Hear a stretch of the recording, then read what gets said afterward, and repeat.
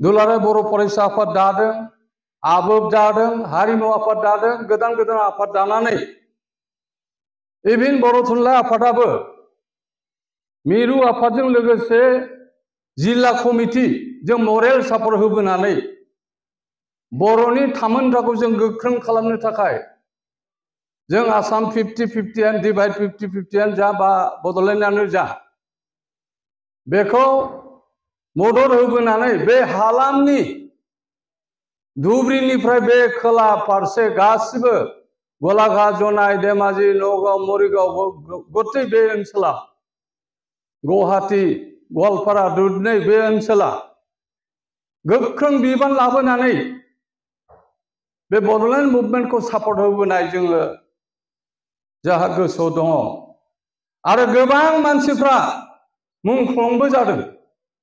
कार्बि आंलंआव मुंख्लं जादों, गलाघाटआव मुंख्लं जादों, सिमन सापरियाव जादों, धेमाजियाव जादों, जनायाव जादों, बिश्वनाथ सारिआलि गहपुराव जादों। गहपुरनि मेसाकारखौथ' नोंथांमोना मिथियो। 1983 मायथाइयाव 89 मायथाइयाव आंनो निजेनो आं गहपुरनि बे सेन्ट्रेल रिलिफ केम्प ककिला फार्माव थांनानै गिलु बालु बे हाजार हाजार मानसि रङा नदीनि बे अरुणाचल बर्डाराव माने दंफां बिलाइ खोबनानै थानाय 162,000 बर' इनमेट्स शरणार्थी जोङो बहाय लोगो मोनदों आरो जोङो माखासे सिमन सापरिनि बे सनापुर बे ओनसोलावबो थांनानै जोङो नुहैदों आरो बे सिमलुगुरियाव थांनानै नुदों, धेमारगावआव थांनानै नुदों, गहपुरनि बे खलाबारि होननाय धेमारगाव होननाय बावहाय केम्पआव जों थांनानै नायदों। हाजार हाजार बर' फिसाफ्रा आसुनि बे बर'लेण्ड आसुनि बे आन्दलन बिटिसि माने होखारनाय बे सोमावसारनायजों लोब्बा लाखिनानै बिथांमोनहा खेलन्जिया मानसिखौनो बिनि भुमिपुत्रफोरखौनो सान बे सयेलखौनो बिथांमोना न' बां सावनानै जि जालाखार बिलाखार खालामदों। जों बिराद मोदै गदों। बे समाव बिनेश्वर ब्रह्मआ दङमोन, जगेन्द्र कुमार बसुमतारी आफादगिरिमोन, बिहुराम बर'आ गाहाय नेहाथारिमोन। जों बाव थांनानै मोनसे उपलब्धि जादोंमोन। बे हालामनि बर' रायजो राजाया मा दाय मावखो? बे हालामनि रायजो राजाया माने बिथांमोनहा बर' जातिनि थामोन्थानि थाखाय, बर' राव थुनलाइ जौगानायनि थाखायसो बिथांमोनहा बे सोमावसारनायाव बारसोमदोंमोन आरो बेखौनो असिला लानानै माखासे उग्र जातीयताबादिया लोगो नांनानै जों नामखौ मिथियो दाबो बिथांमोना थांनानै दङ। दिनै जोङो नोंथांमोना मिथिगौ भकतपारा होननाय गामियाव बे दरंनि भकतपारायाव बावहाय 14 दिन बाख्रि खालामदों। बेनि नारें खमलाफोरखौ दानफायजोबनाय जादों। सिमलुगुरियाव मोसौखौ लांजोबदों, माइ बाख्रिखौ सावजोबदों। बिराद माहाजोन माहाजोन बर' दङमोन। बेखौ गोसोखाङोबा बिराद मोनसे जावरिखांनाय फैयो। बेनिफ्रायनो जों नेसनेलिस्ट फिलिंआ बारा जादों। Not to speak Upendranath Brahma जोंनि साफा साफा मानसिनि बिखा बिख्लोआव बे हाबनानै थादों।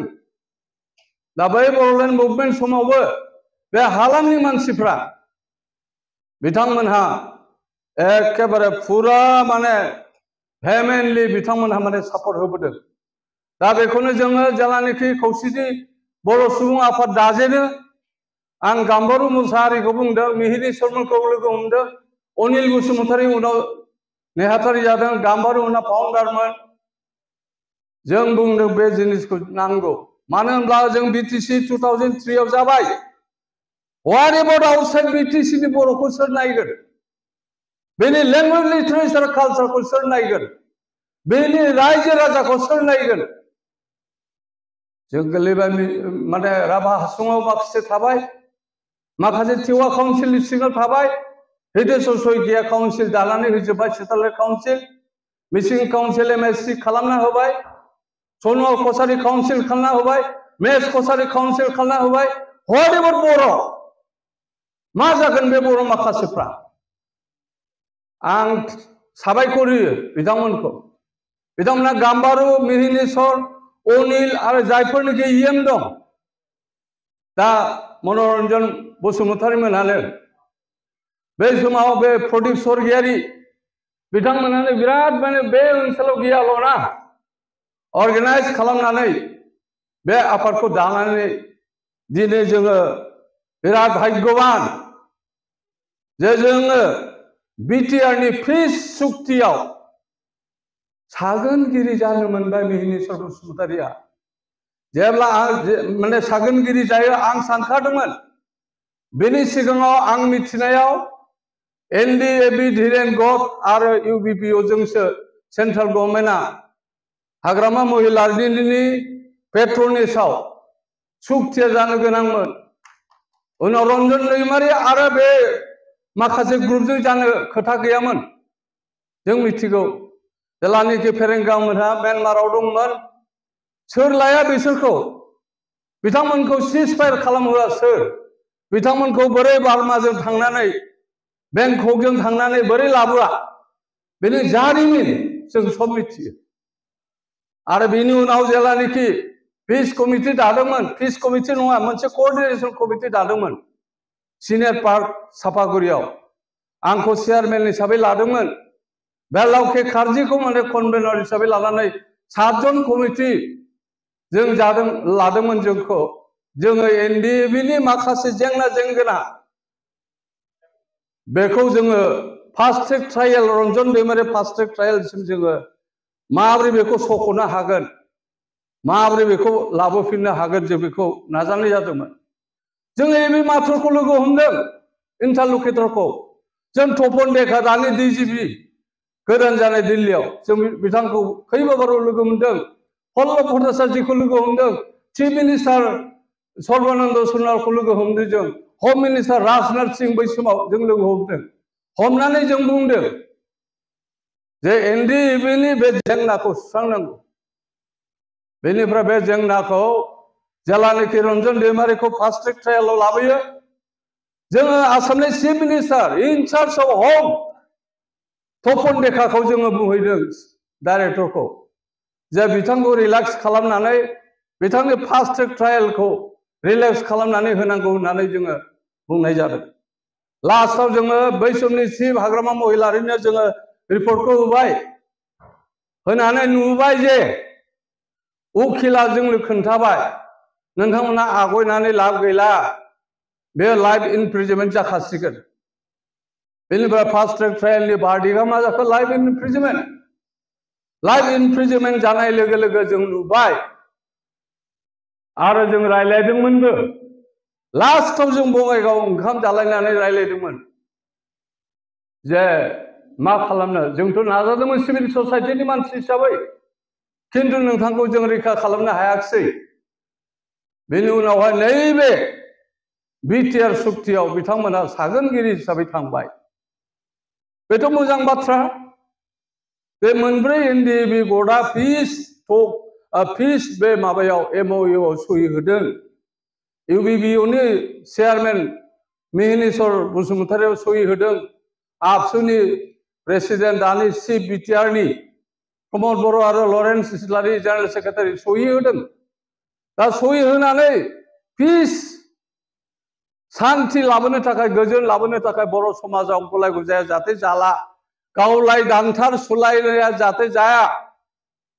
बै समाव नोंथांमोना मिथिगौ 92 93 आव गावजों गाव एखेबारे बै गामिया बै गामि थांनो हालायलामोन जेलानिखि बिटिसि सुक्ति जायो गोजोननाय फैदोंमोन थेवबो गेजेर खन्द'आव फार्टाइल प्लेस अफ बड' लिडार्स किलिं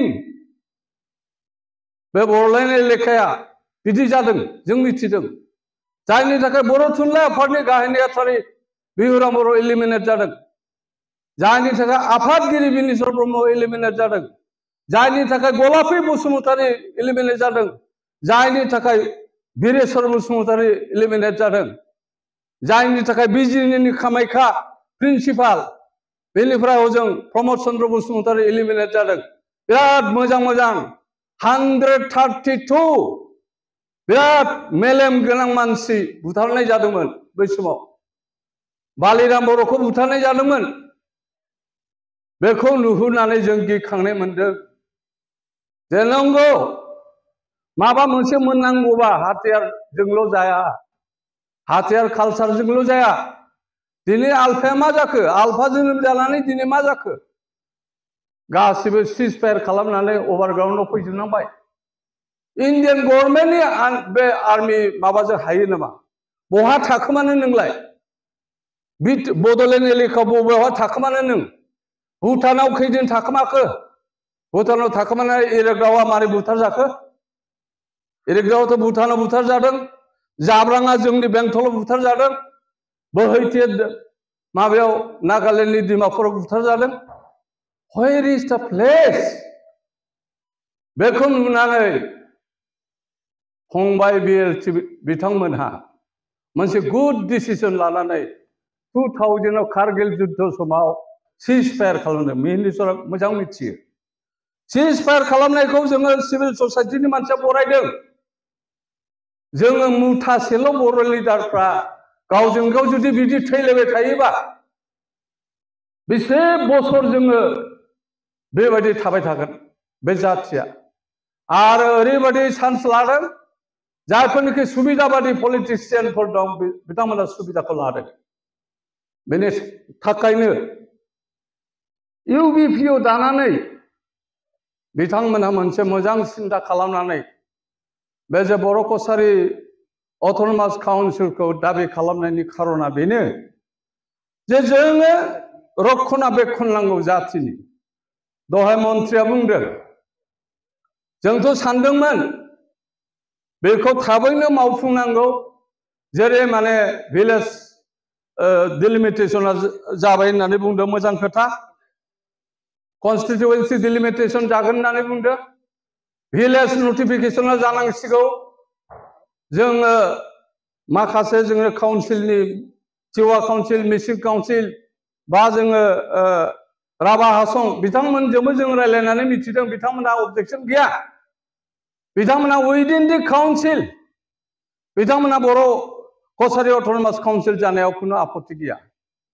दा बे चान्सआवनो जों जुदि बर' कसारि अट'नमास काउन्सिलखौ जोङो डिलिमिटेसनखौ खालामनानै लानो हायोब्ला, गभर्नमेन्टआव थानायानो डिलिमिटेसनखौ खालामनानै लानो हायोबा फिउचार जोङो 6 सिडुल मोनाबाबो सेटेलाइट काउन्सिलबाबो जोङो थांनानै थानो हागोन। दा बेखौ आं एपिल खालामो बर' कसारि अट'नमास काउन्सिल आरो इउबिपिअनि दानि दैदेनगिरि बिथांमोना डायनामिक नेता दङ आं मिथिनायाव। बिथांमोना साननो गोरों मानसि। गतिके जोङो बे हालामनि मानसिफ्रा बिटिआर बा बिटिसिनि बायजोआव थानाय बे मानसिफ्राबो हम किसी से कम नहीं। जोङो बयबो लिटारेट पार्सन, साननो हानाय साफा साफा केपासिटि दङ। बेखायनो जोङो लाङि थिनालियाव दाबि मोनसे खालामनाय मनरन्जना आंखौ बुंदोंमोन, आदा माने जोङो आउटसाइड बिटिआरआव सासे रायजो सभानि बर' एमपि जों दाबि खालामनो भेरि गुड डिसिसन लादोंमोन, खिन्थु जों मोनाखिसै। जोङो बेखौ मोननायनि थाखाय जोङो पेट्रनेसखौ खालामबाय थानांगोन। जों मोनथारनांगोन जोंनि जेंना जेंगोनाखौ सुस्रांनो थाखाय। आङो बिटिसिनि आउटसाइडआव थानाय हिसाबै आङो बुङाखै, आं माने बिटिसिनि सिङाव थानाय सासे मानसि, खिन्थु आं बेवहाय साख्रिनि हुत्रे आङो गुवाहाटियाव थायो, बे अন্য खोथा। खिन्थु बे हालामनि बर' फिसाफोरनि जेंना जेंगोनाखौ सोर नायगोन? आरो लेंगुवेज लिटारेचाराव जों नुनो मोनदों जोङो थुनलाइ आफादा माबा मोनसे बुङो, सरकारा माबा मोनसे खामानि मावो। जोंना दिनै आउटसाइड बिटिआरआव गासिबो मिक्स मिडियाम स्कुलानो बांसिनमोन। आरो दा माखासे फरेस्ट लेन्डआव स्कुल दङ। फरेस्ट लेन्डनि स्कुलनि बे हानि एलटमेन्ट जायैखाय एफआरसिया आरएफआ एफआरसि जायैखाय बे स्कुलफोरखौ प्रभिन्सियेलाइज खालामनो हाया होनदों। आरो 2017नि जिथुनिखि पस्ट प्रभिन्सियेलाइजेसन एक्ट बेखौ लागु खालामनानै बेखौ एमेन्डमेन्ट खालामदों। 2011 and 12 पस्ट प्रभिन्सियेलाइजेसन एक्ट बेखौ एमेन्ड खालामदों 17 and 18, जायनि थाखाय बेखौ आरो एमेन्ड खालामबाय 2021आव। स्कुला भेन्सारिं थागोन, पस्टआसो प्रभिन्सियेलाइज जादों। जेलानिखि बे मास्टारा थैगोन बे पस्टआ गैला दा बेबायदिनो जागासिनो दङ स्कुला भेन्सारैनो थालांगोन बेनि उनावहाय गभर्नमेन्टआ मा खालामबाय थांनाय 2019 आव मोनसे पोस्ट प्रभिन्सियेलाइजेशन एक्टआव होबाय साख्रिखौ होबाय होनानै मा खालामबाय रेशनेलाइजेशन खालामबाय रेशनेलाइजेशना मा बेस्ट लेभेल स्कुलाव आन्डारटेकिं लाहोबाय बेस्ट स्कुल आं खाथिनि स्कुलाव मावगोन होननानै आन्डारटेकिं होबाय जोंनि मास्टारफ्रा जायनि थाखाय बर' मिडियामनि बर' मानसिया हारसा मिडियामा बर' मिडियामाव आरो दाबो बे केसआ जोबाखै आं दाखालि मन्थ्रिखौ 24 तारिखआव आं रोखायै बुंदों जे जोङो बर' जाथिया सोरखौबा आथिं हमनानै सोरखौबा येस मेडाम येस सार होननानै जों बर' मिडियामखौ मोनाखै जोङो बिमला प्रसाद सलिहा बिष्णुराम मेधि शरद सिंह 1 मास 2 मास जोंनि साहित्य सभानि नेताफ्रा हांगार स्ट्राइक खालामनानैसो जों बर' मिडियामखौ इउनिभार्सिटि लेभेलसिम कलेज लेभेलसिम जों लांनो हानाय रेकर्ड दङ जों असमियाफोर बायदि ओरैनो मोनलानाय नङा बियो जोंनि ब्लाडआव हाबनानै दं होनदां आरो नोंथाङाबोथ' आन्दलनकारिमोन होनदां नोंथाङा मिथिगौ आं रागाजों बुंदों बेखौ आरो सानसेखालि बिनि न'आव थांनानैबो बुंहैदों आंखौथ' दादा होनो बियो दादा होनबाथ' आं फंबाय हिसाबै बेखौ रायगोन ना मानो राया आं मानो सार बुंनो बेखौलाय आं सार बुंफेरा हाग्रामाखौबो सार बुङा चन्द्रनखौबो बुङा दानि उरखावखौबो रावखौबो आं सार होना आंखौ आदा होनो नालाय मानो सार बुंनो आंलाय मिहिरिंसर सार मानो बुंनो आंखौलाय बा आं मालाय बेखौ मानो सार होनो रमिय'खौलाय फंबाय कर्डियेल डिसकासन दा बेबायदि लाइनाव आङो जेला आफादगिरि 2017 आव सिमन साफारियाव जायो आं मोनसे पलिसि लाबाय जे जोङो केबिनेटआव डिसकास जाबाय जे बे इउबिपिअखौ जों सापर्ट होनांगौ मानो होनना बुङोब्ला जोङो बृहत बे ओनसोलाव बर' मिडियाम बे जिल्लायाव बर' मिडियामा अबस्थाया बिराद गाज्रि जानानै दङ बेनिखायनो जोङो बे बर' मिडियामखौ फोथांनो थाखाय रिभाइभेलनि थाखाय जोङो इउबिपिअजों जोङो मिलायनानै जों खामानि मावनांगोन